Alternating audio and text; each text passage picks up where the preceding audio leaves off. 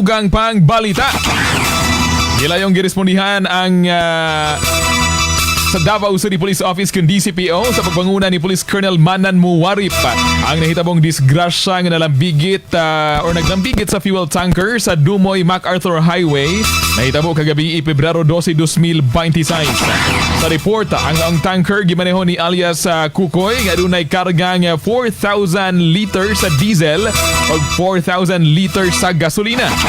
Subay sa inisyal nga investigasyon, ang mikatag nga lana gikan sa makina sa tanker og dili sa kargamento niini.